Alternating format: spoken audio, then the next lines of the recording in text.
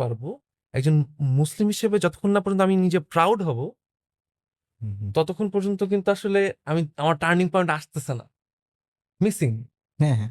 মানে আমি যখন আমার ফ্রেন্ডকে বলবো যে দোস্ত এটা তো আসলে দিস আর সুন্নাহ, এবং তা অনলি সুন্নাহ যেটা আমি কবর পর্যন্ত নিয়ে যেতে পারবো, আর বাকি কোনো সুন্নাহ মেসওয়াক কাতর এগুলো তো আমি কবর পর্যন্ত নিয়ে যেতে পারবো না, দিস দ্য অনলি সুন্নাহ যেটা আমি কবর পর্যন্ত নিয়ে যেতে পারবো। তুই এরকম আর কোনো সুন্নার খোঁজ পেলে আমাকে দিস তো, এটা তো দোস্ত আমি কাটতে চাই না, এটা আমি রাখতেই চাই। আই লাভ দিস, দিস আর সুন্নাহ। আমার প্রফেট মুহাম্মদ সাল্লাল্লাহু আলাইহি সাল্লাম ইউজ টু কিপ দিস, আর তাই আমি এটা রাখি, আমি ওনাকে ভালোবাসি আল্লাহর জন্য।